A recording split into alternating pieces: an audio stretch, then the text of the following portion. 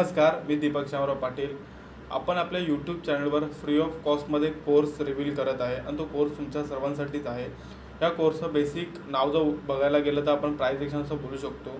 या कोर्समधनं तुम्ही एक इंडिव्हिज्युअल ट्रेडर कसे बनू शकतात वगैरे आणि एकदम डिटेलमध्ये की एखाद्या कॅन्डलला कसं रीड करायचं. फक्त कॅन्डल हे टेक्निकल पार्ट नसून तर त्यामध्ये फंडामेंटल पार्ट हा ॲड ऑन करत आहे आपण या कोर्समध्ये. त्याच्या व्यतिरिक्त थोडंसं आता आपण नॉर्मली बघतो मार्केटमध्ये की स्टॉक मार्केट आहे, यामध्ये ट्रेडिंग करायचे आहे, मला या स्टॉक मार्केटमध्ये इन्व्हेस्टमेंट करायची आहे, गुंतवणूक जे काही असेल ते. बट त्याच्या आधी हे स्टॉक मार्केट कोणत्या सेक्टरमध्ये येतं, कोणत्या पार्टमध्ये येतं, थोडंसं आपण डिटेलिंगमध्ये जाणार आहे आणि त्यानंतर एक साखळी एक लिंक लावत वगैरे बघणार आहे की या स्टॉक मार्केटमध्ये आपण ट्रेडिंग ॲज एक परफेक्ट कशी करू शकतो. तर स्क्रीनवर तुम्हाला सर्वांना दिसत असेल तर आपण एक PPT चालू केलेली आहे जी आपल्या कोर्सची PPT आहे. या कोर्समध्ये this course will teach you stock मार्केटचा बेस, फंडामेंटल, प्राइस ॲक्शन आणि त्यासोबत काही आपण स्ट्रॅटजी ह्या सगळ्या आपण गोष्टी देणार या कोर्समध्ये. थोडासा मोठा कोर्स होणार आहे, त्याचे आपण एपिसोड एक सिरीज वाईज आपण एपिसोड करणार आहे. असे 5-10 एपिसोडमध्ये कोर्स नाही तर बराच मोठा कोर्स होण्याची शक्यता आहे, कारण आपण इन डिटेलमध्ये ह्यामध्ये सगळ्या गोष्टी बघणार आहे. फक्तच की एखादं थेरोटिकल गोष्ट क्लिअर आउट करून नाही की त्यांचं प्रॅक्टिकल प्रत्येक गोष्टीचे एक्झाम्पल आपण चार्टवर जाऊन बघणार आहे आणि इन डिटेलमध्ये कोर्सला आपण रीड करणार आहे, स्टडी करणार आहे. तर नॉर्मली आपला सेकंड पेजवर येऊया. तर ह्या कोर्स आपला इंडेक्स आहे. इंडेक्समध्ये आपण कोणते कोणते बेसिक जे टॉपिक आहे आपण यामध्ये कवर करणार आहे. जसं बोलल्याप्रमाणे स्टॉक मार्केटचा बेस, त्यानंतर प्रायमरी मार्केट, सेकंडरी मार्केट, त्यानंतर जे आपलं स्टॉक मार्केट आहे त्यामध्ये कोणतं कोणतं येतं. ॲक्च्युली इक्विटी मार्केट आहे, त्यानंतर आपलं डेरिव्हेटिव्ह मार्केट आहे, त्यानंतर आपलं कमोडिटी मार्केट आहे. ह्या सगळ्या ज्या गोष्टी आपण कवरअप करणार आहे. मार्केटचा टाईम आता नॉर्मली कसं असतं, आपल्याला एक गोष्ट आहे की नाही 9:15ला मार्केट चालू होतं आणि 3:15-3:30ला मार्केट क्लोज होतं. तर ह्याच्या व्यतिरिक्त एवढंच मार्केटमध्ये चालत नाही. तर मार्केटमध्ये काही टाईम्स असतात, त्यानुसार मार्केट जसं वर्कआउट केलं जातं. मार्केट चालू असतानासुद्धा, मार्केट बंद असतानासुद्धा. तर ह्या ज्या गोष्टी आपण डिटेलमध्ये ह्या आपल्या सेशनमध्ये आपण कवरअप करणार आहे. त्यानंतर ऑर्डर प्लेस. ॲक्च्युली बरेच जे आपले बिगनर्स ट्रेडर आहेत त्यांचे कॉन्टॅक्ट वगैरे मला अशी गोष्ट कळली की ऑर्डर प्लेस करताना आम्हाला प्रॉब्लेम येतो. तर ठीक आहे, मी बाय करायला शिकलो असेल, बट मग समजा मी बाय केल्यानंतर स्टॉप लॉस कसा लावू, कारण मला डायरेक्ट सेल करता येतो. मला एखादा समजा स्टॉप लॉस ट्रेल करायचा असेल तर तो कसा केला पाहिजे ट्रेल, जे काय असेल तर एम ऑर्डर म्हणजे काय असतं, SL काय असतो, SL ट्रिगर काय असतो. तर ह्या ज्या बेसिक गोष्ट आहे की आपल्या ज्या ऑर्डर प्लेसमध्ये आपण बघतो GTT प्रकार काय असतो, शेड्यूल वगैरे. कारण आजकाल आपण नॉर्मल जे आपले ब्रोकर प्लॅटफॉर्म आहे त्यावर बघतो की वेगवेगळ्या पद्धतीची वेगवेगळी अशी नावं दिलेली असतात. तर ते सगळं आपण क्लिअर आउट करणार आहे. त्यानंतरचा आपला जो टॉपिक असणार तो म्हणजे फंडामेंटल आपण ह्या सिरीजमध्ये एकदम पण डीपमध्ये जात नाही. पण जे एक स्टॉक मार्केट एक न्यू बिगनरला जे गरजेचं आहे, आणि समजा मला टेक्निकल करायचं नाही, पण मी टेक्निकल शिकलो आहे, पण हे सगळं जर बघता मला टेक्निकल नाही करायचं आहे, मला माझा एक स्वतःचा एक इक्विटीचा पोर्टफोलिओ बिल्ड करायचा आहे, तर मला कितपत फंडामेंटल आलं पाहिजे. आता ह्याच्यासाठी मी किती बुक्स रीड केले पाहिजे का, कोणते क्लासेस अटेंड केले पाहिजे. तर हे सगळं करायची गरज नाही. काय असे क्विक पॉईंट्स असतात, जे आपले 5-6 पॉईंट आहेत ते आपण कवरअप करणार आहे एंटर क्लासमध्ये, त्या एंटर सेशनमध्ये. आणि त्यामधनं बघणार आहे की आपण फंडामेंटल बघून कसे असे स्टॉक आपण चूज करू शकतो जे येत्या काळामध्ये 100%, 200% आपल्याला रिटर्न कमीत कमी वेळामध्ये देऊ शकतात. तर ह्या गोष्टी आपण फंडामेंटलमध्ये कवरअप करणार आहे. त्यानंतर येणार आपला प्राइस ॲक्शन म्हणजे नॉर्मली आपण कोणत्या स्ट्रक्चरमध्ये न अडकता की एखाद्या कॅन्डलला रीड कसं करायचं इन डिटेलमध्ये, त्यांचे कसे स्ट्रक्चर्स असतात. कॅन्डलचे नॉर्मली 4 स्ट्रक्चर असतात, तर ते 4 स्ट्रक्चरच्या व्यतिरिक्त कॅन्डल कोणत्या साईडला का मूव्ह करत नाही, तर या सगळ्या गोष्टी आपण त्यामध्ये क्लिअर आउट करणार आहे. नंतर कॅन्डलस्टिक पॅटर्न्स जे वगैरे असतात, नॉर्मल मार्केटने दिलेले काही पॅटर्न्स आहेत. असं बघायला गेलं तर 30च्या वरती पॅटर्न्स आहेत. मग मी कोणत्या पॅटर्न्सला पकडून ट्रेड करू, बुलिश इन्गल्फिंग करू का, हॅमर करू का, डोजी करू का, जो सिंगल कॅन्डलस्टिक पॅटर्न आहे, इनसाइड कॅन्डल करू का, हेड अँड शोल्डर करायचं का, कप अँड हँडल करायचं, असे बरेच नावं. पोलन फ्लॅग असेल, मग त्यानंतर आपला नॉर्मल W पॅटर्न असेल, कव पॅटर्न असेल, ट्रेंड लाईन्स असतील, ब्रेकआउट ट्रेंड लाईन्स वगैरे बोलू शकतो आपण त्याला, असेंडिंग, डिसेंडिंग, सिमेट्रिकल, असे ट्रँगल्सवाले पॅटर्न, इतके सारे पॅटर्न असताना नक्की मी कशामध्ये ट्रेड केले पाहिजे. तर जे परफेक्ट आणि ॲक्च्युली युजेबल पॅटर्न्स आहेत ते आपण यामधनं कवरअप करणार आहे. त्यानंतर कारण जर तुमच्या कोणाची अशी गोष्ट असेल की आम्हाला सगळेच पॅटर्न रिव्हील करून पाहिजे, तर त्याची आपण एक वेगळी सिरीज बनवू की प्रत्येक जे मार्केटमध्ये आता सध्या करंट स्टेजला जेवढे पॅटर्न्स असतील त्या पॅटर्नवर आपण एक वेगळी सिरीज बनवू. त्यानंतर आपला एक सपोर्ट रेजिस्टन्स आहे. आता एक सपोर्ट रेजिस्टन्स आहे आम्ही बऱ्याच ठिकाणी बघितलं आहे, बट ॲक्च्युली यूज करायला गेलो तर ते यूज होत नाही.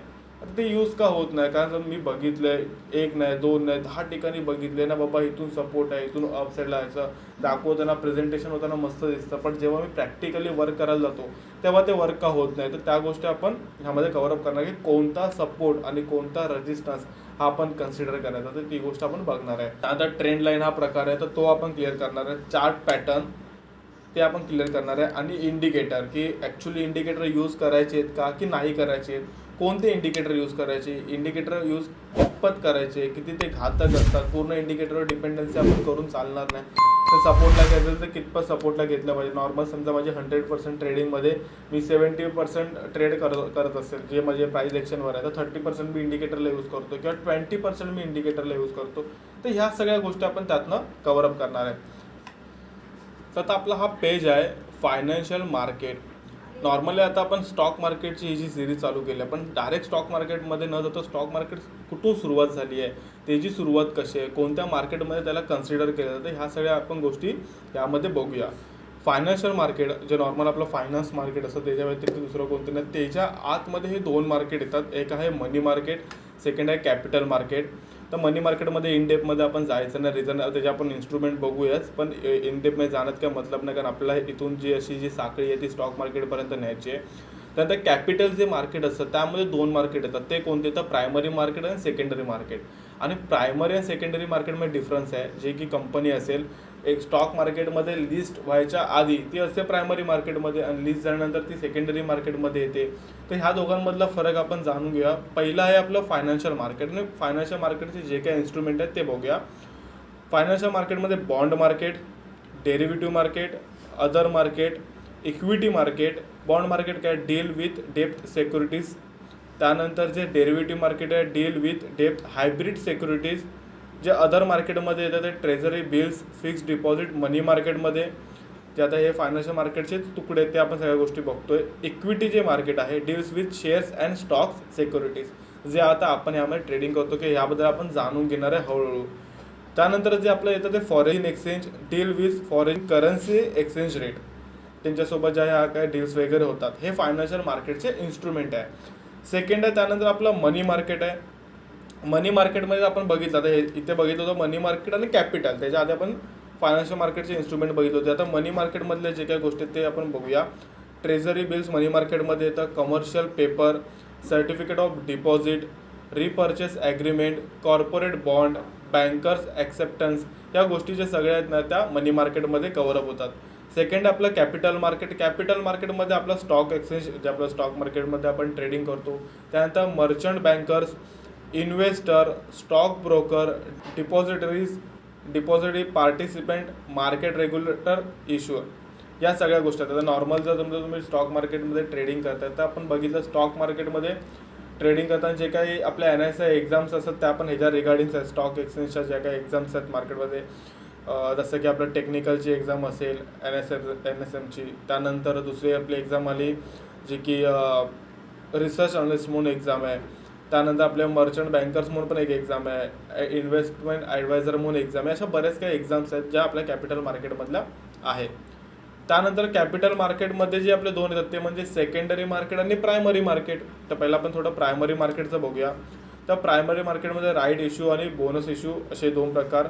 प्रायव्हेट प्लेसमेंटमध्ये प्रिफरन्शियल अलॉटमेंट, नंतर क्वालिफाईड इन्स्टिट्यूशनल प्लेसमेंट, ह्या 2 गोष्टी येतात. पब्लिक इश्यूमध्ये काय, IPO आणि FPO. हे ॲक्च्युली दोन्ही गोष्ट सेमच आहे, पण दोघांमध्ये थोडा फरक आहे.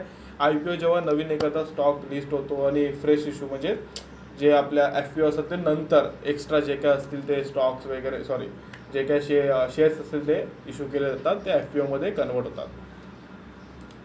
त्यानंतर आपलं सेकंडरी मार्केट आहे. सेकंडरी मार्केटमध्ये काय, तर व्हॉट इज सेकंडरी, काय आपलं जे सेकंडरी मार्केट आहे, टाईप ऑफ, हे आपले की पॉईंट सेकंडरी मार्केटचे काय काय प्रकार येतो. Types of secondary market, exchange and OTC. त्यानंतर ट्रेडिंग अँड सेकंडरी मार्केट ती कशी असते ती, त्या आपण सगळ्या गोष्टी बघणार आहे. Role of stock exchange in secondary market. तर स्टॉक एक्सचेंजच्या सेकंडरी मार्केटमध्ये रोल काय असतो, आपण ज्या ऑर्डर प्लेस करतो त्या कशा प्लेस करायच्या ब्रोकरसोबत, त्या गोष्टी. नंतर changes include in net trading cost. त्यानंतर understanding the concept of brokerage, trading platform आणि टाईप ऑफ ऑर्डर या सगळ्या गोष्टी आपल्या सेकंडरी मार्केटमध्ये येतात. तर ही जी आपली नॉर्मल साखळी आहे की फायनान्शियल मार्केटमध्ये आपलं मनी मार्केट, कॅपिटल मार्केट येतं. कॅपिटल मार्केटच्या आतमध्ये आपण बघायला गेलं तर आपले जे 2 मार्केट येतात ते म्हणजे आपले प्रायमरी मार्केट, सेकंडरी मार्केट. आणि सेकंडरी मार्केटमध्ये जे आपले स्टॉक मार्केट, जे स्टॉक एक्सचेंज आहे ज्यामध्ये आपण ट्रेडिंग करतो ह्या गोष्टी येतात. तर जास्त पण इन डिटेलमध्ये जात नाही. तर प्रायमरी मार्केट, सेकंडरी मार्केटमध्ये काय फरक असतो? 2 प्रकार असतात. बरेच ट्रेडर्स, बरेच जे बिगनर्स असतात किंवा जे काही ट्रेडिंग करतात त्यांचं एका गोष्टीवर कन्फ्युजन होतं. ती गोष्ट की मी एखादा IPO लावायचा असेल तर तो IPOला मी अप्लाय केलं पाहिजे का? तर IPOमध्ये मी माझे जे काही फंड्स असतील ते इन्व्हेस्ट केले पाहिजे का? तर एखाद्या कंपनीचा IPO येण्यामागचे 2 काही रिझन्स असतात. पहिली गोष्ट म्हणजे जी कंपनी IPO घेऊन स्टॉक मार्केटमध्ये लिस्ट होण्याच्या आधी ती प्रायमरी मार्केटमध्ये असतात. तिथे सुद्धा जे काही शेअर्स असतात त्यांचे डील्स होतात. बट जे लिक्विडिटी स्टॉक मार्केटमध्ये आपले जे रिटेलर असतात ते जसे काय समजा मी एक क्वांटिटी, एक शेअर घेतला, 2 शेअर परचेस केले तसं परचेस करत नाही. जे नॉर्मली स्टेक वाईज घेतला तर मी पूर्ण एंटायर कंपनीचा 1% स्टेक घेतो, एंटायर कंपनीचा 2% स्टेक येतो. तर अशा गोष्टी आपल्या प्रायमरी मार्केटमध्ये घडतात. जर एखादी कंपनी फॉर एक्झाम्पल जर लॉस मेकिंगमध्ये असू शकते किंवा प्रॉफिटेबल असू शकते, दोन्ही रिझनला IPO येतो. दोघांमध्ये फरक काय? समजा आता मी प्रॉफिटेबल आहे तर मला IPO करून स्टॉक मार्केटमध्ये इन व्हायची गरज काय? कारण स्टॉक मार्केटमध्ये येणं म्हणजे पैशांची मला गरज आहे. तर एक प्रकार असं असू शकतो जर समजा मी प्रॉफिटेबल कंपनी आहे, जर माझी एक 100 रुपयाची कंपनी आहे आणि त्यातनं मला एक अर्निंग येतो, इयरली 10 रुपीज मला एक अर्निंग येतो. जर ती अर्निंग अशी गोष्ट असू शकते, जर ती फॉर एक्झाम्पल माझ्याकडे अर्निंग 10 रुपीज आहे ती 10 ची 20 होते. आता माझ्याकडे असे काही प्लॅन्स आहेत ज्यामध्ये मला इन्व्हेस्ट करायला 200-300 मनीची गरज आहे, बट ती मला माझ्या कंपनीतनं एवढी येत नसेल. तर मी काय केलं पाहिजे? तर मी माझ्या कंपनीला स्टॉक मार्केटमध्ये लिस्ट करणार जेणेकरून माझ्याकडे व्हॉल्यूम येईल, माझ्याकडे पैसे येतील, मनी येतील आणि त्या पैशांना मी युटिलाइज करेल, यूज करेल. जे नवीन प्लांट वगैरे असेल त्यामध्ये यूज करेल आणि देन नंतर मग त्यांना जे माझे स्टॉक मार्केटमध्ये रिटेलर ज्यांनी इन्व्हेस्टमेंट केलं त्यांना त्याचा रिटर्न जो काय असेल तो मिळवून देईल. सेकंड गोष्ट असेल समजा मला लॉस मेकिंग कंपनी, माझ्याकडे आयडियाज चांगले आहेत जे काय असेल एक्झिक्यूट करायला, बट सध्या करंट स्टेजला माझी कंपनी लॉस मेकिंग कंपनी आहे. तर मी काय केलं पाहिजे? मला लॉस मेकिंग त्या कंपनीमधनं बाहेर गेलं. जसं की आता आपण जर बघितलं झोमॅटो, स्विगी ह्या ज्या कंपनी आहेत प्रॉफिट करून लॉस करतायत, बंद करतात. म्हणजे ते प्रॉफिट करतात वर्षाला, मी 100 रुपये कमवतोय बट मी 120 रुपये घालवतो सुद्धा, मग त्या 100 रुपयाचा फायदा का? कारण माझा बर्न आहे तो म्हणजे 20 रुपयाचा आहे. मग अशा टायमाला ज्या कंपन्या लिस्ट होतात मार्केटमध्ये त्या कंपन्या मोस्ट ऑफ टाईम तुम्ही एक गोष्ट चेक करायच्या, अशा कंपन्या ज्या IPO पडतात खाली, समजा मी 500 रुपयाला IPOने लिस्ट केले, मी 600 रुपये लिस्ट केले, यांचे IPO डाऊन साईडला पडतात. जर मार्केटमध्ये कोणताही न्यूज नसेल, मार्केट एक प्रॉपर डायरेक्शनला जात नसेल तर हे जे IPO असतात ते डाऊन साईडला पडतात. रिझन काय? तर ह्या कंपनीचे असेच काय रिझन असतात. नॉर्मल आपण ॲनालिसिस IPO बघू शकतो. असे बरेच जे असे शेअर्स आहेत कंपन्या, तर ह्या गोष्टीमध्ये आपल्याला एक डिफरन्स बघायला मिळतो की कोणत्या कंपनीमध्ये इन्व्हेस्ट केले पाहिजे. तर अशाच कंपन्यांमध्ये, अशाच कंपन्यांच्या IPOमध्ये पैसे इन्व्हेस्ट करा की ज्यामध्ये ज्या कंपन्यांचा एक विजन आहे ते पहिलेच प्रॉफिटेबल आहेत, बट IPO आणण्यामागचं एकच रिझन आहे त्यांचं. ते रिझन म्हणजे भाऊ मला एक नवीन प्लांट परचेस करायचा आहे, ज्या माझ्या कंपनीला एक्सपांड करायचं आहे, जी माझी आता सध्या ग्रोथ माझी 10x असेल किंवा 5x तिला 100x ग्रोथपर्यंत घेऊन जायचं आहे. माझ्याकडे पूर्ण प्लॅन आहे बट माझ्याकडे मनी कमी पडतोय, म्हणून मला तुमच्या पैशांची गरज आहे. असे जेव्हा या अप्रोचने कंपनी मार्केटमध्ये तर त्या कंपनीमध्ये त्या IPOमध्ये तुम्ही नक्कीच एक निवेश करू शकता. त्यानंतर आपण स्टार्ट करूया स्टॉक मार्केटच्या. तर ही जी सगळ्या गोष्टी आपण बघितल्या त्यानंतर आपण स्टार्ट करूया स्टॉक मार्केटमध्ये. तर पहिलं आहे how many types of Indian stock exchange. Normal आपलं BSE, NSE आणि MSE.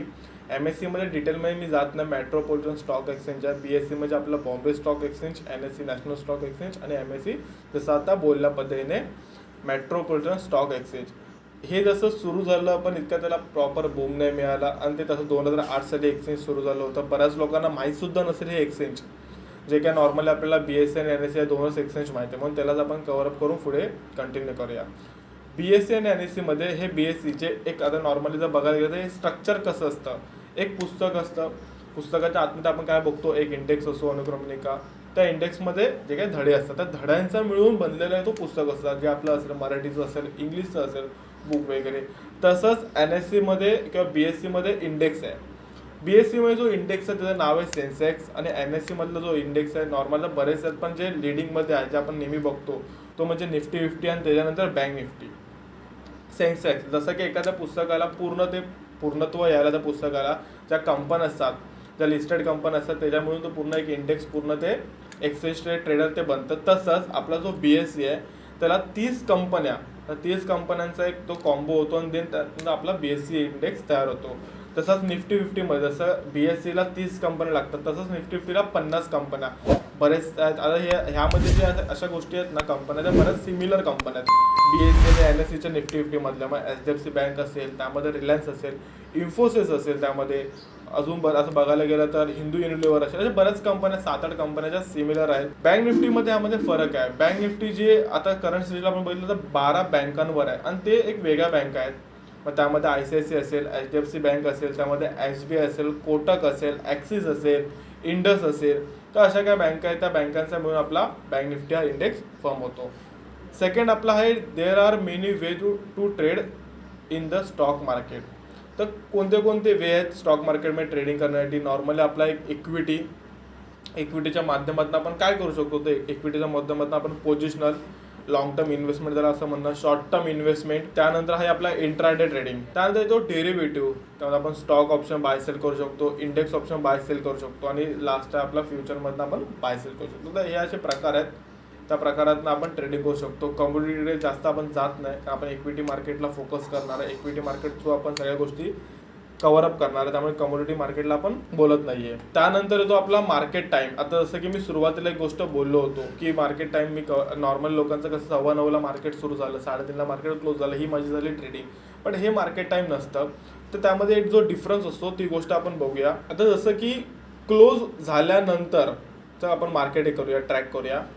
नॉर्मली आता बरेच असे जे कंपन्या असतात ना, त्या कंपन्यांचे जे न्यूज येतात, जे काय असेल ते AGM मीटिंग्स वगैरे असेल, एकतर ते 4 नंतर घेतल्या जातात, मार्केटच्या क्लोजिंग टाईम नंतर घेतल्या जातात, किंवा ते असं होतं की तर ठीक आहे लवकरात लवकर घ्यायचं दुपारी 2 नंतर. बट अशी कोणतीही मीटिंग किंवा अशी कोणतीही कंपनी रिलेटेड न्यूज मॉर्निंगमध्ये येत नाही. मोस्ट ऑफ टाईम खूप रेअरमध्ये खूप चुकून अशी न्यूज येणार जे मार्केट ट्रेडिंग सेशनमध्ये येतं. न येण्यामागचं कारण एवढंच आहे का त्या न्यूजमुळे इम्पॅक्ट पडू शकतो आणि त्यामध्ये एक वेगळा व्हॉल्यूम क्रिएट होऊ शकतो पर्टिक्युलर स्टॉक्समध्ये, त्या पर्टिक्युलर इंडेक्समध्ये. म्हणून असं कोणतीही न्यूज पब्लिश केली जात नाही. तर आपण बघितलं की नॉर्मली 4 नंतर, आता समजा एखाद्या कंपनीने दुपारी 4 नंतर, मार्केट तर 3:30ला क्लोज झालं आहे, 4 नंतर न्यूज पब्लिश केले की आमच्या कंपनीने ह्या वर्षी नॉर्मली समजा 100 CRचा प्रॉफिट असतो, तो आता 100 CRवरनं तो 10,000 CRवर केलेला आहे या इयरमध्ये. तर खूप चांगला प्रॉफिट झाला, 100 टाइम्स प्रॉफिट झाला हा. तर ह्या प्रॉफिटमुळे नॉर्मली समजा ते शेअर प्राईस 40 रुपीची असेल ती नक्कीच 60 रुपीजपर्यंत बूम करेल. 60 नाही केली तर 50 रुपीजपर्यंत तरी नक्कीच बूम करणार. मग असं होतं की समजा आता हीच न्यूज चालू मार्केटमध्ये आली असते तर मग काय झालं असतं, त्यामध्ये अचानक क्रिएट झाला असता व्हॉल्यूम आणि त्या स्टॉकला अपसाईडला मूव्ह झाला असता.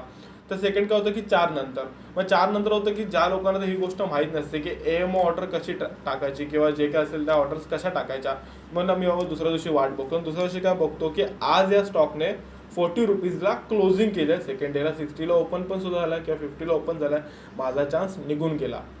मग हा जो काल क्लोज झालेला 40 रुपीजचा आणि त्याला सेकंड डेला ओपन केला 60ला, अप साईडला कोण घेऊन गेला पर्टिक्युलर स्टॉकला, ह्या स्टॉकला अप साईडला कोण घेऊन गेला.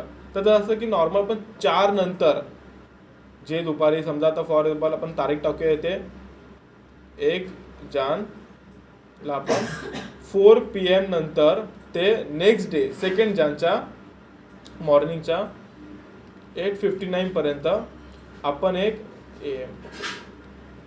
आपण एक ऑर्डर प्लेस करू शकतो. त्याला बोलतात AMO ऑर्डर, म्हणजेच आफ्टर मार्केट ऑर्डर.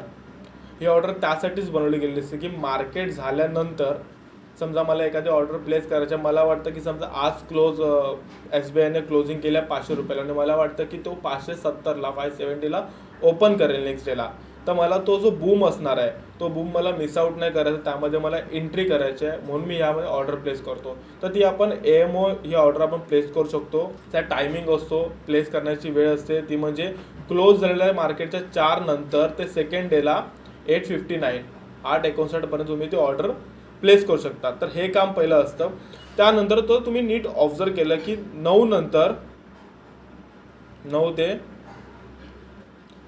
9:07 किंवा 8 9:07 किंवा 8 मध्ये ना निफ्टी फक्त आपल्याला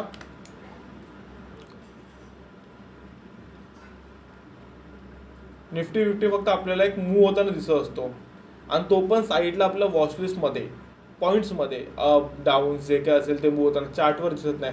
बाकीचे का मूव्ह होत नाही, त्यामध्ये सध्या काय चालू आहे, तर नॉर्मली सगळ्या स्टॉकमध्ये मुवमेंट होत असते, बट आपल्याला ॲज अ टेक्निकलवर शो केलं जातं हे म्हणजे निफ्टी 50.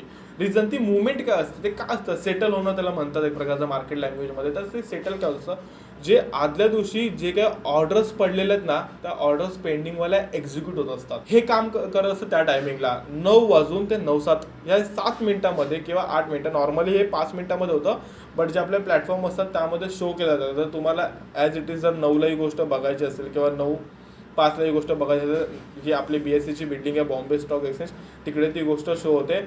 अदरवाईज जर दुसरीकडे बघायला गेलं तर 9:07 9:08 नंतर आपल्या ट्रेडिंग प्लॅटफॉर्मवर तर दिसूनच येतात. जे काही कोणाचं असेल, झिरोदा असेल, एंजल असेल, फायर्स असेल, जे काही प्लॅटफॉर्म असेल त्या प्लॅटफॉर्मवर आपल्याला ती गोष्ट शो होते.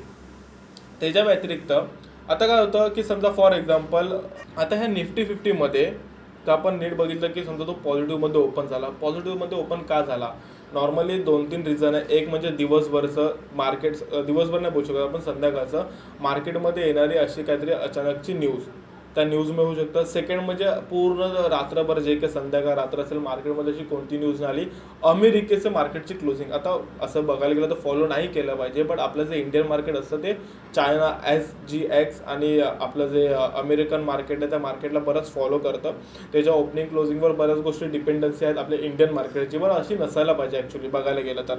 जर समजा जे क्लोज झालेलं असेल अमेरिकन मार्केट, ते क्लोज झालं प्लसमध्ये, देन चान्सेस जास्त आहे की आपला पण निफ्टी 50 हा प्लसमध्ये ओपन होईल.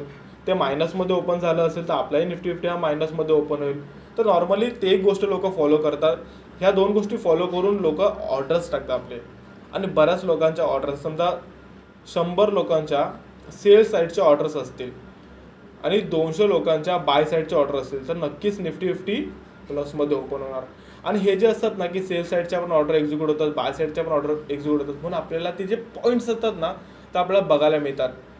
अप डाऊन रेड ग्रीन अशा आपल्याला ते पॉईंट्स बघायला मिळतात. त्यानंतर जे काय असेल ज्यांचा आपल्या भाषेमध्ये बोलायला गेलं तर ज्यांचा तराजू जड त्या साईडला शेवटी निफ्टी 50 ओपन करणार. एक समजा 100 पॉईंट गॅपअपमध्ये ओपन झाली. हे काम असतं 9 वाजून ते 9:07 पर्यंतचं काम असतं. त्यानंतर आता जे काय आता आपण बोलतो की ठीक आहे जर 9:08ला तर क्लोज झालेलं आहे, तर 9:15 पर्यंतचा टाइम का, 9:15 ट्रेडिंग स्टार्ट होती. मधला जो पॉईंट असतो एक 7 मिनिटाचा जो वेळ असतो मधला, त्या 7 मिनिटामध्ये जे काय असेल किंवा 6 मिनिटामध्ये काय घडतं, तर ॲक्च्युली ही सगळी ट्रेडिंग केलेली असते त्याची सेटलमेंट एक प्रकारची होत असते. सेटलमेंट झाली पाहिजे ना, तेव्हा आपल्या एक फ्रेश ट्रेडिंगला सुरुवात होणार.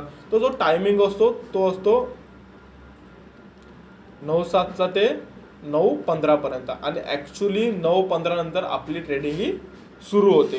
9:15 नंतर मग आपण ट्रेड करायला घेतो. आता हे असं काही मार्केट असा टाईममध्ये बसत नाही आहे, बट लोकांनी सायकोलॉजीनुसार गोष्ट बनवली की मार्केटमध्ये 3 टाईम्स असतात. एक म्हणजे असतं की सकाळी 9 म्हणजे 9:15 पासून ते 11 वाजेपर्यंत, त्यानंतर 11 पासून ते 1 वाजेपर्यंत, त्यानंतर 1 पासून ते दुपारी 3:30 पर्यंत. तर बोलतं की जो मोस्ट ऑफ हा जो टाईम असतो त्या टाईममध्ये मार्केट ओलॅटाईल असतं. इथे पूर्ण मार्केट हे साईडवेज असतं आणि त्यानंतर 1 ते 3:30 मध्ये मार्केट थोडंसं ओलॅटाईल होतं, अदरवाईज साईडवेजमध्ये राहू शकतं. दुपारची मोस्टली मुवमेंट आपल्याला ओलॅटाईल बघायला मिळत नाही आपल्या इंडियन मार्केटमध्ये. बट मी ॲक्च्युली पर्सनली ह्या गोष्टीला फॉलो करत नाही, बट तुम्हाला सांगण्यामागचं एवढंच रिझन आहे की हे बरेच लोक यूज करतात, म्हणून ही गोष्ट मी तुम्हाला सांगतोय. त्यानंतर येतो आपला जो दुपारचा वेळ असतो तो 3:15 आणि 3:30. आता बऱ्याच लोकांना या 2 टायमिंगमध्ये कन्फ्यूज आहे की नक्की क्लोज होतं 3:30ला क्लोज होतं, पण 3:15ची कन्सेप्ट काय आहे. जर तुम्ही कोणतीही अशी पोझिशन जी इंट्राडेची बनवलेली असेल, जर त्या पोझिशनमध्ये तुम्हाला एक क्लिअर करतं की ब्रोकर जो असतो तुम्हाला एक मेसेज करतो की 3:15च्या अगोदर तुम्हाला ती पोझिशन स्क्वेअर ऑफ करायची आहे. अदरवाईज 3:15ला तुम्ही 3:15च्या अगोदर तुम्ही ती पोझिशन स्क्वेअर ऑफ नाही केली की नंतर तो पोझिशन स्क्वेअर ऑफ तुमचा ब्रोकर करतो. तो टायमिंग असतो 3:15 ते 3:30, 15 मिनिट टाईम असतो. मग ठीक आहे ना, ब्रोकर करतो त्यामध्ये एक आहे. आता जे काम आपलं आहे ते कोणतरी करत असेल तर ठीक आहे, त्याला थोडंसं आपल्याला पैसे द्यावे लागतील, तर असेच आपले चार्जेस जास्त जाण्याची शक्यता असते ह्या एका रिझनमुळे. अदरवाईज जर असं असेल की समजा तो आपण सेल करून ठेवलेला आहे, तो डीप आउट ऑफ द मनी गेलेला आहे, आपण त्याला विकत नाही, तर आपल्याला थोडेसे चार्जेस, ज्याला नॉर्मल मार्केट लँग्वेजमध्ये दंड असं बोलू शकतो आपण, दंड आपल्याला भरावा लागतो. तो एक्स्ट्रा ब्रोकरेजमध्ये काउंट नसतो, तो एक्स्ट्रा आपल्याकडून घेतला जातो. दुसरी गोष्ट असते ते 3:15 ते 3:30 तर ॲक्च्युली 3:30ला मार्केट आपलं क्लोज होतं. ज्यांनी पोझिशनल ट्रेड घेतलं त्यांचा ह्यामध्ये काही संबंध नसतो, बट ज्यांनी इंट्राडे ट्रेडिंग केले त्यांना स्क्वेअर ऑफ करायचं असेल तर त्यांना 3:15च्या अगोदरचा एक टाईम असतो. त्यानंतर जी 3:30 आहे, 3:30 नंतर आपलं मार्केट क्लोज झालं. ठीक आहे, जर आता मार्केट संपलं, मी ह्याच्या पुढे तर काय करणार, आता आराम केला पाहिजे का? आता ॲक्च्युली आपण आराम करतो, ट्रेडर आराम करतो, बट इथून काम सुरू होतं मार्केटमध्ये जी लोक काम करतात ज्या कंपनीची की आपल्या NSE BSE स्टॉक एक्सचेंजमध्ये, तिकडे दिवसभर आपण जी काही ट्रेडिंग केलं त्याचे तर आपली ॲक्च्युली सेटलमेंट होणार. तो टायमिंग आपला असतो 3:30 ते 4 वाजेपर्यंत.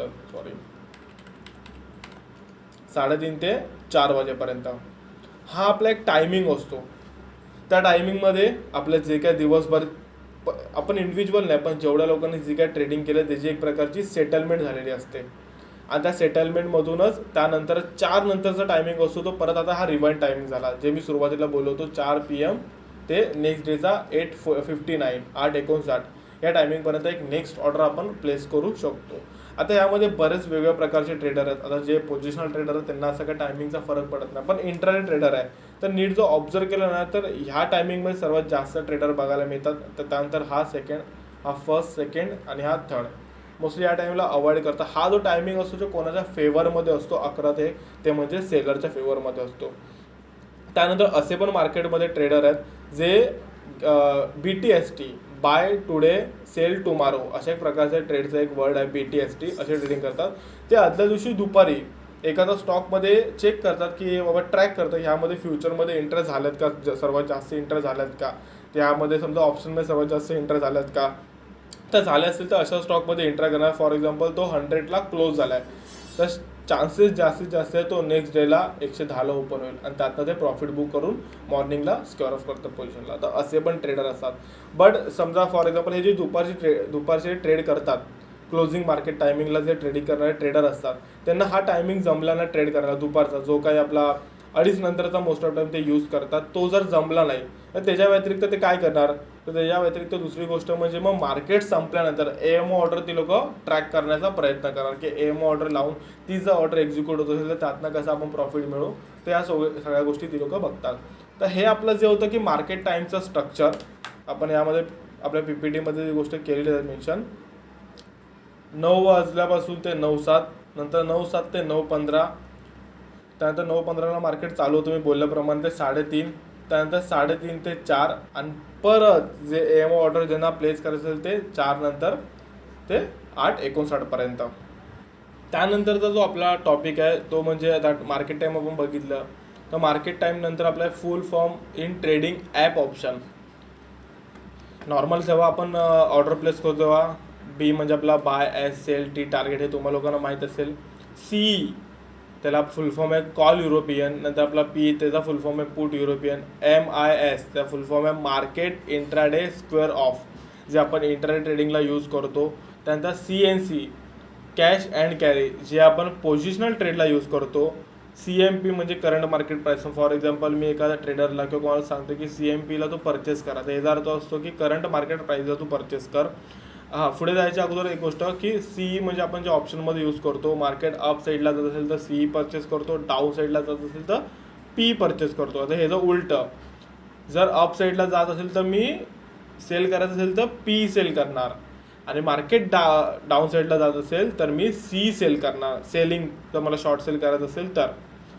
आता लिमिट ऑर्डर म्हणजे काय, तर फॉर एक्झाम्पल मला हे CMPवर परचेस नाही करायचं, जो माझा पर्टिक्युलर स्टॉक्स आहे तो मला CMPवर परचेस नाही करायचा आहे, तो आता 500 रुपयाला जाऊया.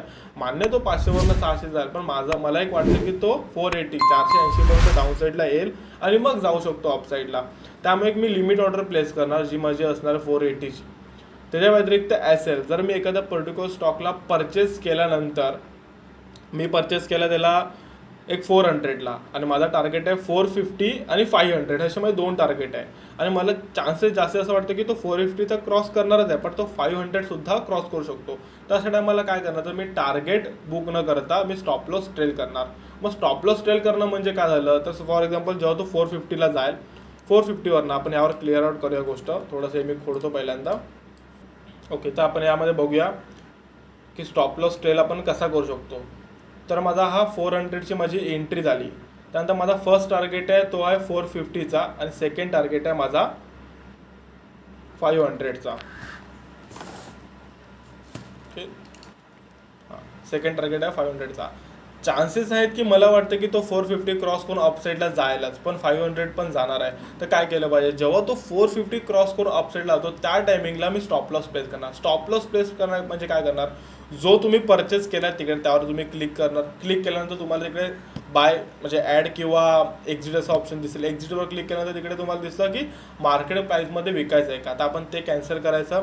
तिकडे एक SL असेल त्यावर क्लिक करायचं. तिकडे तर तुम्हाला स्टॉप लॉस ट्रिगर, एक तुम्हाला ट्रिगर प्राईस टाकायची असते. त्यानंतर एक असतो तो तुम्हाला म्हणजे तुम्हाला तो लिमिटच्या इकडे असतो. मग समजा आता हा 450वरनं क्रॉस करून अपसाईडला गेला आहे, 460 चालू आहे किंवा 70 चालू आहे, तर मला 450 करायचं आहे. जो तुमचा ट्रिगर प्राईस असणार ना, त्या ट्रिगरमध्ये काय करणार मी मेन्शन 450. आणि जी लिमिट प्राईस असेल जी मार्केटच्या वरतीच असतो तो बॉक्स, त्या लिमिटवर मी काय मेन्शन करणार तर 449. एक ॲज एक मेन्शन करायची पद्धत असते, तर तसं मी मेन्शन करणार जेणेकरून माझा स्टॉप लॉस प्लेस होणार. आता जर तो अपसाईडला गेला, अपसाईडला जाता त्याने 500 टच केला तर चांगली वेल अँड गुड आहे, मी तेव्हा मग इथे एक्झिट करू शकतो डायरेक्ट.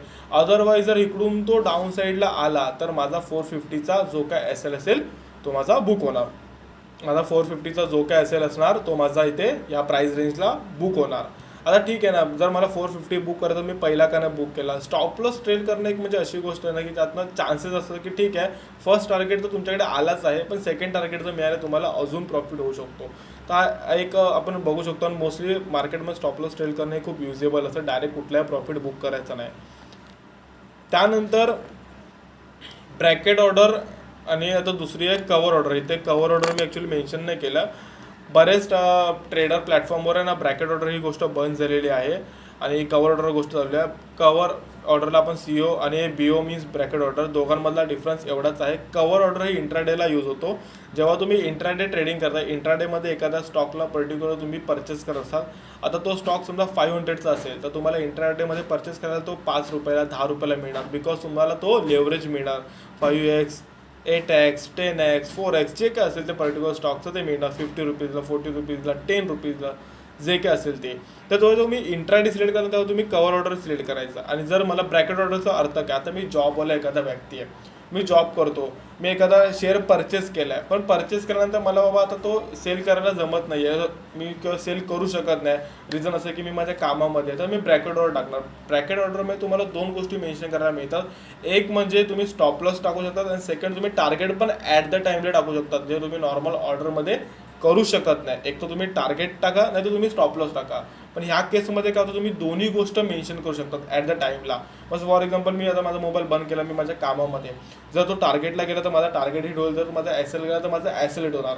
तर मला असं कोणताही मोठा लॉस होणार नाही. त्यासाठी मी ब्रॅकेट ऑर्डरची यूज करणार. AMO तुम्हाला मी टायमिंगमध्ये क्लिअर केलं की आफ्टर मार्केट ऑर्डर, ज्याला काही प्लॅटफॉर्मवर शेड्यूल असं पण वर्ड यूज केला जातो, म्हणून इथे मी ब्रॅकेटमध्ये शेड्यूल लिहिलं. नॉर्मली त्याचं नाव आहे AMO, आफ्टर मार्केट ऑर्डर, जे मार्केट संपल्यानंतर मार्केट बंद असताना यूज करण्यात आलेली ऑर्डर ती म्हणजे आपली AMO.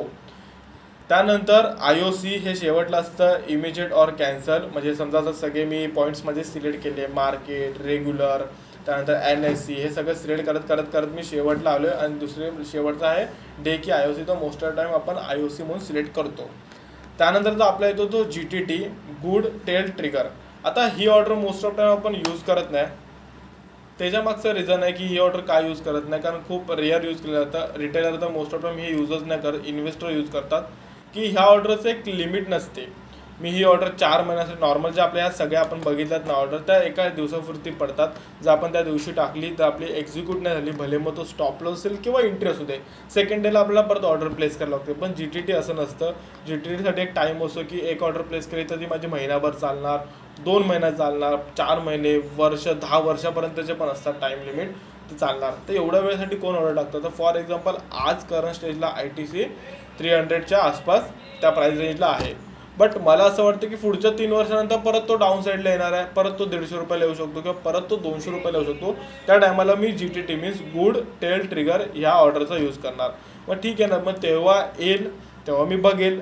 म्हणून हे जे रिटेलर असतात ना ट्रेडर, ही लोक ह्या ऑर्डरचा यूज करत नाही, जे इन्व्हेस्टर करतात, कारण त्यांच्याकडे ह्यूज मनी असतं. त्या व्हॉल्यूममध्ये ती लोक त्या प्राईस रेंजला ती अमाऊंट ब्लॉक करतात.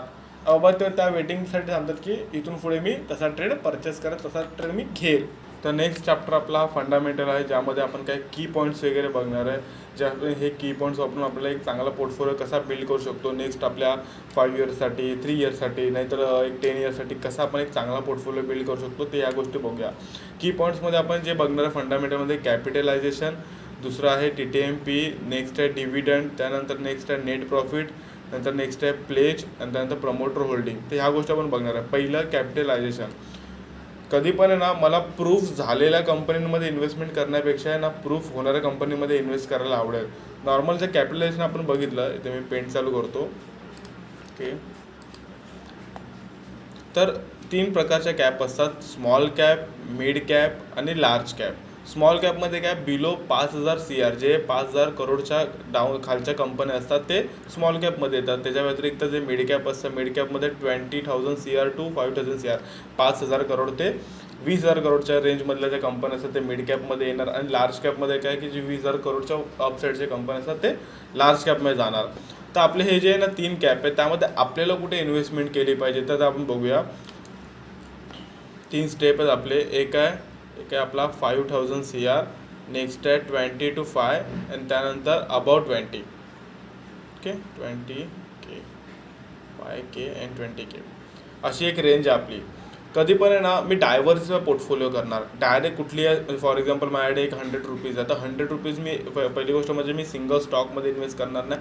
आणि जर मी मल्टी स्टॉकमध्ये इन्व्हेस्टमेंट करतो, फॉर एक्झाम्पल मी 4 स्टॉक घेतोय, 6 स्टॉक घेतोय, 8 स्टॉक घेतो किंवा 10 स्टॉक असेल ना, तर त्यांना मी डायव्हर्सिफाय करणार आणि मग इन्व्हेस्टमेंट नाही. मग डायव्हर्सिफाय म्हणजे कसे, जे ब्लू चिप, मोस्टली मला असं ऐकण्यामध्ये येतं की ब्लू चिप असे 10 स्टॉक घ्या, त्यामध्ये मी फॉर एक्झाम्पल पर स्टॉकमध्ये 10 रुपीज, माझे असे 10 स्टॉक असणार आहे, टू माझ्याकडे 100 रुपीज आहे, तर पर स्टॉकमध्ये मी 10 रुपीज इन्व्हेस्ट करणार आणि ब्लू चिप घ्या.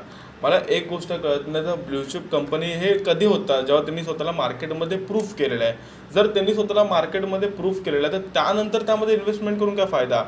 इन्व्हेस्टमेंट ही अशी असली पाहिजे, गुंतवणूक अशी असली पाहिजे की त्याचे फंडामेंटल स्ट्रॉंग आहेत की नाही हे बघून आपण एक आहे ना फॉर एक्झाम्पल एक असं प्रेडिक्शन करू शकतो की ही येत्या टाईममध्ये एक फर्स्ट नंबरला असेल. ह्या स्टेजला मला HDFC बँकमध्ये जर मी इन्व्हेस्टमेंट करतो तर एक मला रिजनेबल प्रॉफिट त्यामधनं मिळू शकतो. बट हेच जर मी 15 वर्षापूर्वी HDFC बँक या कंपनीमध्ये समजा मी इन्व्हेस्टमेंट केली तर आजचा माझा प्रॉफिट हा मल्टिप्लिकर असा एक 1,000 10,000% मला रिटर्न HDFC बँकमधून मिळाले असते. तसंच मला इकडे करायचं आहे. तर मी एक 10 स्टॉकचा पोर्टफोलिओ बनवणार पहिली गोष्ट म्हणजे. त्यानंतर ह्यामध्ये मी डायव्हर्सिफाय 2 प्रकारचं करा. हे माझा पोर्टफोलिओ स्ट्रक्चर आहे, जे मी तुम्हाला शिकवतो ना तो पोर्टफोलिओ स्ट्रक्चर आहे. अशा प्रकारचे मी डायव्हर्सिफाय करणार. डायव्हर्सिफायमध्ये करणार एका साईडला म्हणजे 5 कंपनी, एका साईडला 5 कंपनी, दोन्ही मिळून झाले माझ्या 10 कंपनी. ज्या एका साईडच्या 5 कंपनी असणार ना त्यांना मी ॲग्रेसिव्हमध्ये घेणार. मतलब ॲग्रेशनवाल्या कंपनी असतात ना जे असे फॉर एक्झाम्पल थोडे ठीकठाक आहेत फंडामेंटल, पण चान्सेस जास्त आहे की हे खूप सारे शूट करू शकतात ना, तसे मी कंपनी ह्याच्यामध्ये घेणार, आपल्या ज्या ॲग्रेसिव्हमध्ये घेणार. दुसरा आहे माझा कन्झर्वेटिव्हमध्ये मी 5 कंपन्या घेणार. कन्झर्वेटिव्हमध्ये कसं माहिती आहे का, ठीक आहे मला एक ग्रोथ पाहिजे, एक स्पीडवाली ग्रोथ नाही पण मला एक कन्सिस्टंट त्यामध्ये एक ग्रोथ पाहिजे. त्या ग्रोथसाठी मी आहे ना हे कन्झर्वेटिव्हमध्ये 5 स्टॉक घेणार. आता हे झाले 5 इकडे झाले, 5 तिकडे झाले. ते कन्झर्वेटिव्हमध्ये मग 5 कशामध्ये डायव्हर्सिफाय करायचं. तर एक असणार आहे माझा तो म्हणजे लार्ज कॅप. ओके, एक जो असणार आहे माझा तो लार्ज कॅपमध्ये असणार आहे, जो इथे जाईल माझा 20K अबाववाला असणार आहे. सेकंड जो येणार त्यामध्ये मी 2 स्टॉक इन्व्हेस्टमेंट करणार, तो असणार आहे माझा मिड कॅपमध्ये येणार आहे जो सेकंड. आणि थर्ड असणार आहे माझा स्मॉल कॅपमध्ये, त्यामध्ये मी परत 2 कंपनी करणार. म्हणजे टोटल झाले 2 आणि 2 4 आणि 1 5, टोटल झाले 5 माझे कन्झर्वेटिव्ह, 5 माझे ॲग्रेसिव्ह. ह्याच्या मागचं रिझन की हे जे 4 स्टॉक आहेत ते मिड कॅप आणि स्मॉल कॅपमधले जे मिळून आहे ना एका साईडचे कन्झर्वेटिव्हमधले 4 स्टॉक जे असणार आहे त्यांना जर इनकेस त्यामधली एखादी किंवा दुसरी कंपनी जर लॉसमध्ये जाते, लॉस पेकिंग कंपनी आहे जर ती जर म्हणजे न्यूजमध्ये येते बाबा ह्या कंपनीने एवढा लॉस ह्या इयरमध्ये बेअर केलेला आहे किंवा ती कंपनी बंद पडते जे काय असेल, तो माझा हा जो असणार ना लार्ज कॅपमधला स्टॉक तो त्या सगळ्यांना होल्ड करणार. त्या सगळेचे माझे पैसे असणार जे गेलेले एक असा स्टॉक असणार की तेवढे पैसे म्हणजे स्टेबल ठेवणार. सेकंड असणार की ॲग्रेसिव्ह ह्याच्यासाठीच करणार की परत मी एक लार्ज कॅपमधला 1 घेणार, मिड कॅपमधले परत 2 घेणार आणि स्मॉलमधले परत 2 घेणार. परत हे 2 2 4 आणि 1 5 नॉर्मली जे आपण पोर्टफोलिओ डिझाईन करतो तर एक बेसिक फंड असतो पोर्टफोलिओचा प्रायमरी मार्केटमध्ये. जे काही कंपनी आपण 10 मधले माझ्यात ना 2-3 कंपन्या चालणार जे मला खूप सारे रिटर्न देणार, अदरवाईज सगळी कंपनी ऑलमोस्ट फ्लॉप होणार. पण आपण असं करायचं ना, आपण ते फंडामेंटल चेक करायचे आणि ट्रॅक करायचं असं की जास्तीत जास्त माझ्या कंपन्या येत्या टाईममध्ये एक बोलतात ना मल्टिपल झाले पाहिजेत. फॉर एक्झाम्पल जर समजा मला आता सुद्धा FDमध्ये आपण जर कुठल्याही पतपेढीमध्ये किंवा कोणत्याही बँकमध्ये गेलो तर मला एक असा रिटर्न मिळतो की 7 वर्षामध्ये म्हणजे दाम दुप्पट, म्हणजे जे काही मी पैसे टाकले असेल तर मला 100%चा रिटर्न असतो. बट आपण ट्राय करायचं, जर मी 5 वर्षासाठी ही इन्व्हेस्टमेंट करत आहे स्टॉक मार्केटमध्ये तर मला मिनिमम रिटर्न हे 300%चे मिळाले पाहिजे, ते की 5 वर्षामध्ये रिटर्न असेल आणि जास्तीत जास्त जेवढे निघतील तेवढे निघतील. तर आपण हे जे 5000 CR पेक्षा जे बिलो जे स्मॉल कॅपमध्ये येतात, त्यानंतर 20,000 to 5,000च्या CRच्या मधले जे मिड कॅपमध्ये येतात त्यांना आपण ह्या पद्धतीने डायव्हर्सिफाय करू शकतो. सेकंड जो आपला पॉईंट येतो तो आहे TTMPचा फुल फॉर्म आहे trailing 12 month price to earning ratio. आणि TTMP आपण कसा यूज करणार, तर TTMP below the sector P. ह्याच्यामध्ये फरक काय असतो, एक म्हणजे असतो TTMP जो पर्टिक्युलर स्टॉक्स असतो. फॉर एक्झाम्पल आपण एक घेऊया ऑटो सेक्टरमधला FMCG मधला आपण एक ITC घेऊया. ओके, ITC एक आहे, त्यानंतर एक डाबर येतो,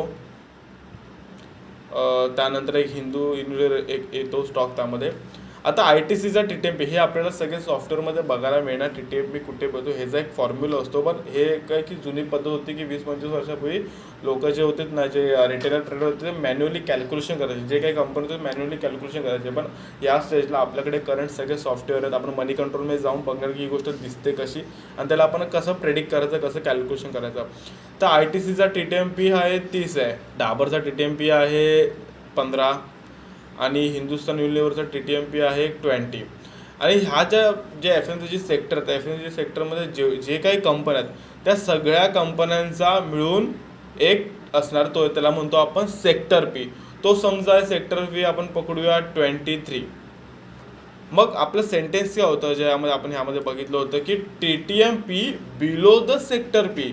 म्हणजे काय होतं की सेक्टर पी पेक्षा माझा TTMP हा कमी पाहिजे, त्याच्यापेक्षा जास्त नको आहे. जास्त असेल तर आपण त्याला काय समजणार की इट्स अ एक्सपेन्सिव्ह प्राईस झाली, की सध्याच्या करंट स्टेजला मला ते महाग मिळते. फॉर एक्झाम्पल जर एक रिजनेबल पॅकेट असेल की बिस्किटचा पुडा 10 रुपयाचा आहे, बट सध्या जर त्या कंपनीने अशी प्राईस लावली की मार्केटमध्ये त्या रेंजचे त्या ग्रामची बिस्किटं त्या क्वालिटीची बिस्किटे 10-10 रुपयाला मिळतात, बट ती एक कंपनी आहे जी XYZ कंपनी नवीन आली ती बिस्किट मला देते 12 रुपयाला. ते इट्स एक्सपेन्सिव्ह, ती मला महाग पडतो, तर मी 10 रुपयाचा परचेस करणार. आता तो बिस्किटचा पुडा तो प्रोडक्ट महाग आहे की नाही ठरवायचं कसं, तर TTMP आणि सेक्टर पीच्या प्रेडिक्शनवर आपण ही गोष्ट ठरवू शकतो. तर फॉर एक्झाम्पल डाबर ह्या स्टेजला काय झाला, तर डाबर ह्या स्टेजला लो झाला, म्हणजे याची जी व्हॅल्यू आहे कंपनी व्हॅल्युएशन झालं, त्यानंतर त्याची प्राईस व्हॅल्युएशन झालं की सध्या तो स्टॉक जो जे काही प्राईस असेल, एखादा स्टॉक 20 रुपये आहे का तो 2000 आहे, ह्या अमाऊंटवर ठरवायचं नाही की तो महाग आहे की स्वस्त आहे. तो TTMP आणि आपल्या जे सेक्टर पी ह्यावर ठरवायचं की तो स्वस्त आहे की महाग आहे. तो डाबर काय झाला माझ्यासाठी, तर लो झाला.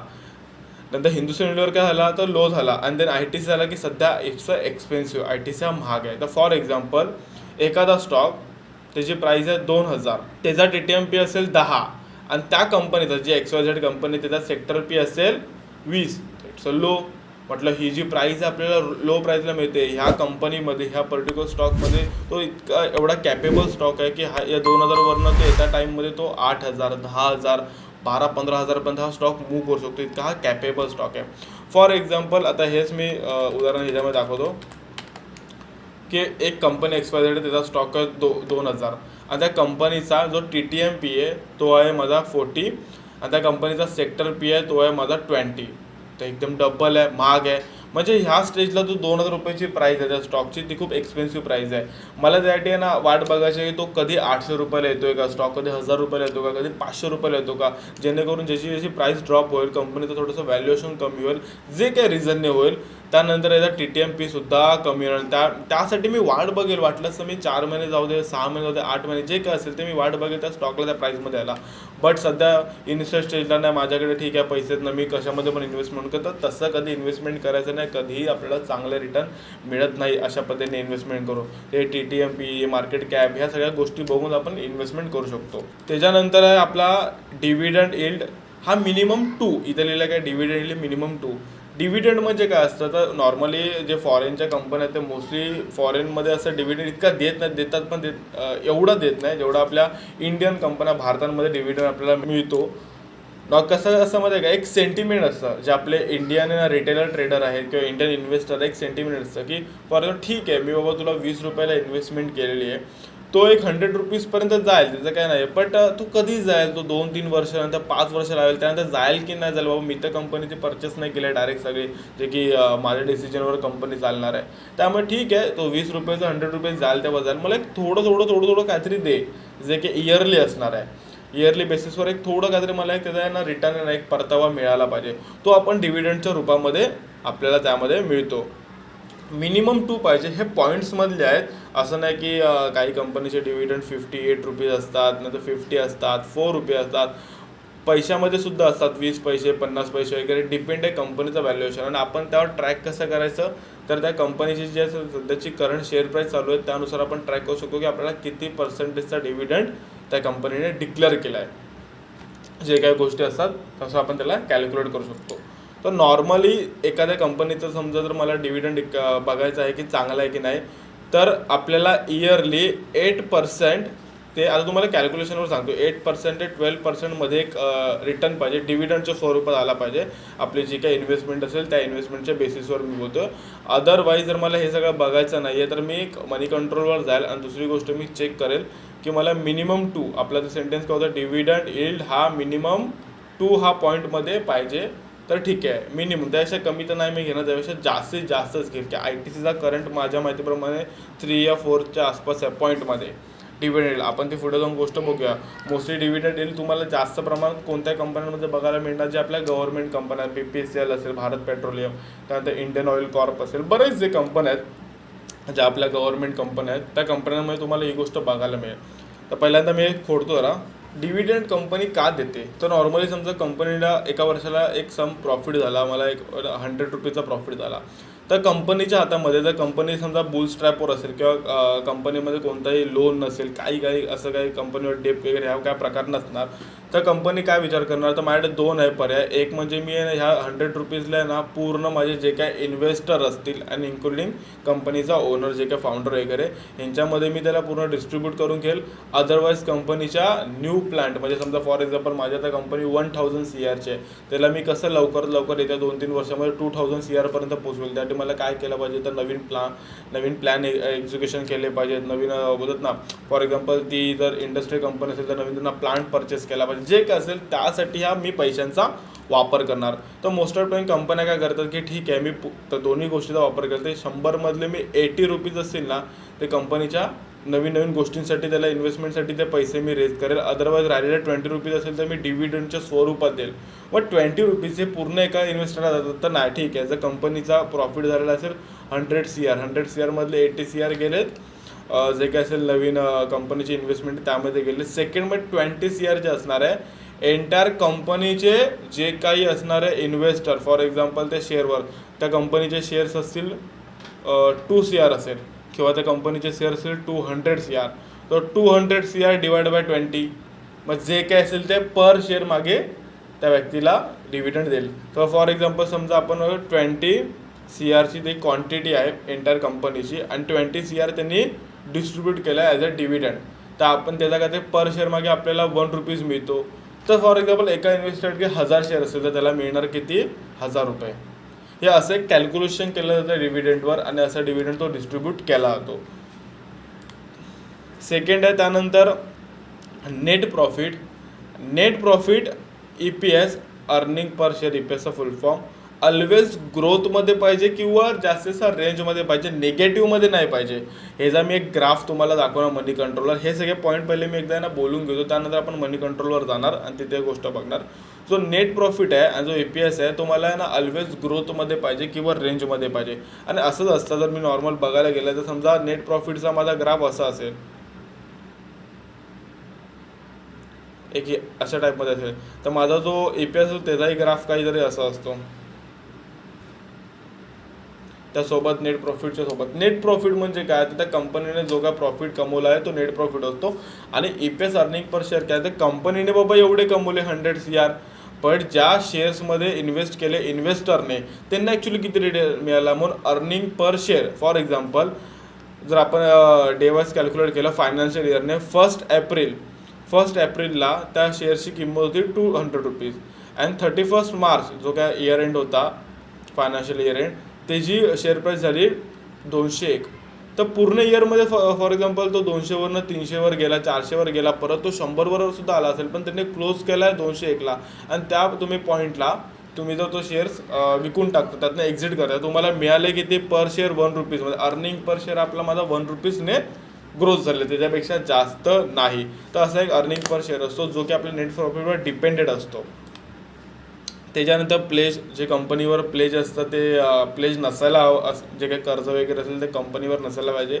आणि त्यानंतर येतं प्रमोटर होल्डिंग, जी कंपनीची, आता ज्या कंपनीमध्ये मी इन्व्हेस्टमेंट करणार, फॉर एक्झाम्पल ती कंपनी XYZ पर्सनने तयार केली कंपनी, जर त्या XYZ जो की फाउंडर आहे कंपनीचा, जे काय CEO फाउंडर जे काय असेल त्याची पोझिशन, त्या स्वतःचे ज्या थॉटने त्यांनी कंपनीला सुरू केलं आहे त्याचेच जर जे काय असतील तर प्रमोटर होल्डिंगचे असते, फॉर एक्झाम्पल स्टेक असते, तेच जर 50पेक्षा कमी असेल तर मी कशी त्यामध्ये इन्व्हेस्टमेंट करणार.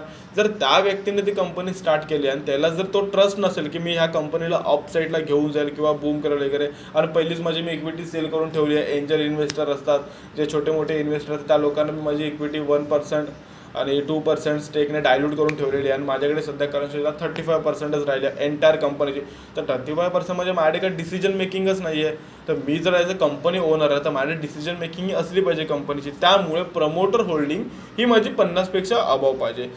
जेवढी जास्त असेल तेवढं चांगलं असेल, पण 50पेक्षा खाली तर नसलीच पाहिजे.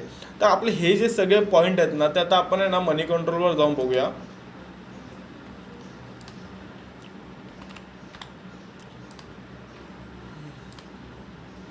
ओके,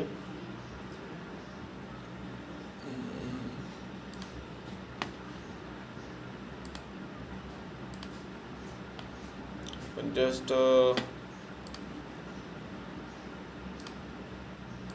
ओके, तर मार्केट चालूच आहे या टायमिंगला. निफ्टी 50, अदानी, आपले हे जे स्टॉक्स आहेत या स्टॉकचे आपण फंडामेंटल चेक करूया. आता नॉर्मल हे तुम्हाला स्वस्तामध्ये मिळणार नाही जास्त, कारण ऑलमोस्ट हे निफ्टी 50मध्ये आलेले आहेत.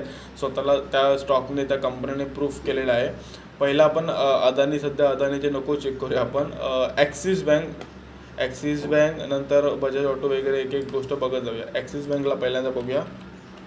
ॲक्सिस बँक ह्या स्टेजला, आता बघा मी टेक्निकलकडे नंतर शिफ्ट होणार, पहिला मला फंडामेंटल स्टॉक तर बाहेर काढू दे, पहिलं तर मला फंडामेंटल ती कंपनी तर शोधू दे. त्यानंतर एकदा समजा फॉर एक्झाम्पल मला XYZ कंपनी, टाटा मोटर ही मला कंपनी भेटली की पण फंडामेंटल कंपनी स्ट्रॉंग आहे, त्यानंतर मग त्या कंपनीमध्ये मी टेक्निकलमध्ये जाणार ना, आणि टेक्निकलमध्ये प्राईस बघेल की ॲक्च्युली मला कोणत्या प्राईसवर परचेस केला पाहिजे, 500, 400 की 300ला.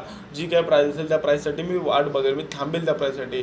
जे काय रिझन आहे फॉर 8 महिने तर 8 महिने थांबेल. पण एकदा जर तुम्ही इन्व्हेस्टमेंट करा तर इट्स अशी इन्व्हेस्टमेंट करा की तुम्हाला ते लॉंग टर्मचे रिटर्न भेटलेच पाहिजे. चान्सेस 99% पर्यंत घेऊन चला. त्या ॲक्सिस बँकमध्ये मी चेक करूया आपण. ॲक्सिस बँक 833चा आता शेअर प्राईस चालू आहे.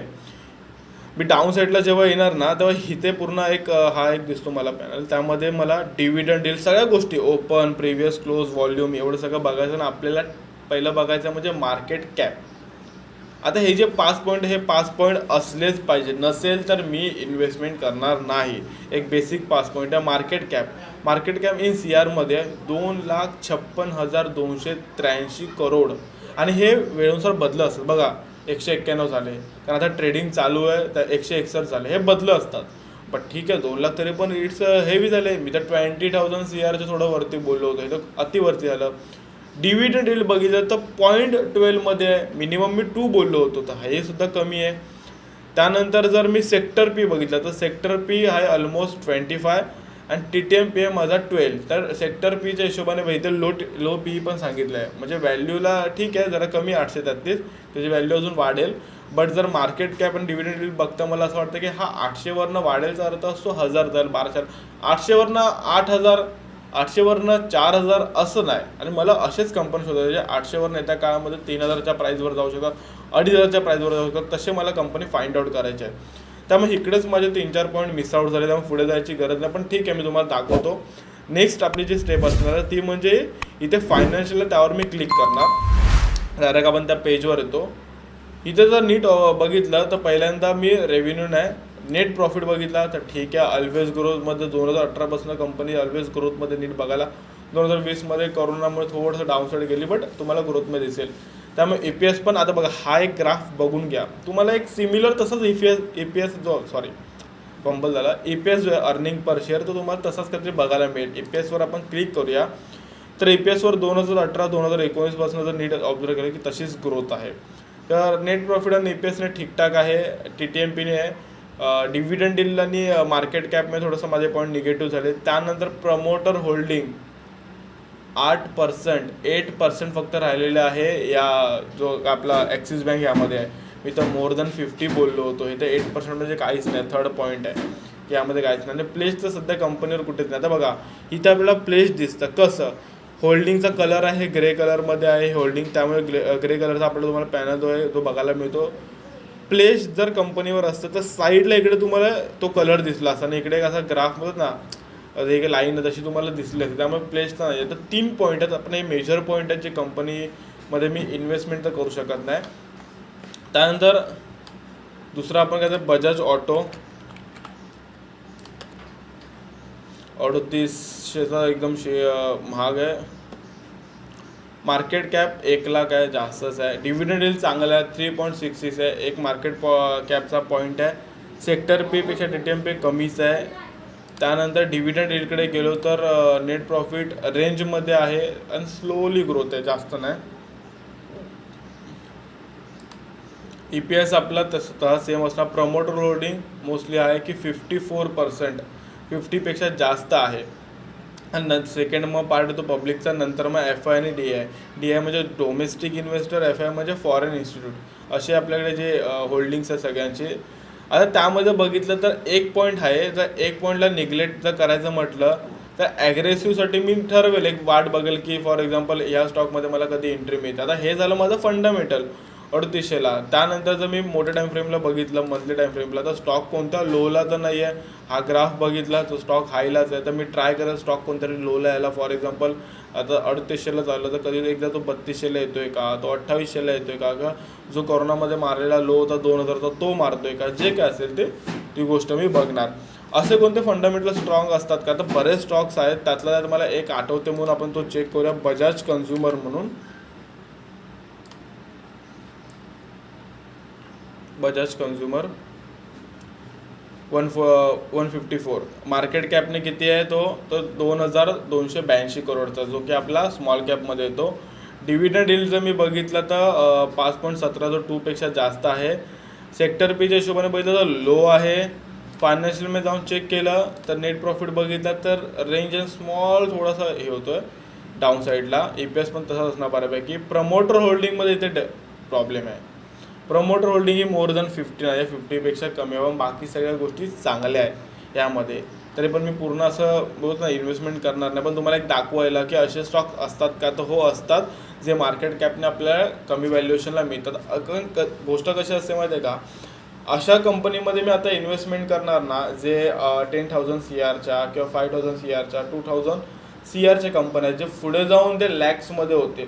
तर पहिल्याच आता असे 1 लाख किंवा 2 लाख जे काय असेल ते तशा पद्धतीने जर कंपनी असणार CRमध्ये, तर अजून किती जास्त ग्रो होणार. ते एक रिजनेबल ग्रोथ असते. ह्यामध्ये मला एक्सपोनेन्शियल ग्रोथ बघायला मिळू शकते ज्या अशा कंपन्या आहेत. म्हणून ह्या कंपन्यांमध्ये इन्व्हेस्टमेंट मी करण्याचं हे करणार. ह्याच्या पुढे आपण आहे ना जो आपला नेक्स्ट चॅप्टर आहे त्याच्या आधी जो आपला प्राईस एक्शनचा चॅप्टर आहे त्याच्या आधी आपण ह्यावर बरेचसे एक्झाम्पल बघणार आहे. बरेच गोष्टी आपण करू, जास्त नाही, बट आपण एक 50 स्टॉकला ट्रॅक करू आणि त्यामध्ये फाइंड आउट करू की कसे काय मला एक चांगले स्टॉक मिळतात की नाही फंडामेंटली, ती गोष्ट बघून त्यानंतर आपण नेक्स्ट चॅप्टरला सुरुवात करूया. तर भेटूया आपल्या ह्या प्राईस एक्शन कोर्सच्या पुढच्या चॅप्टरमध्ये. जय शिवराय.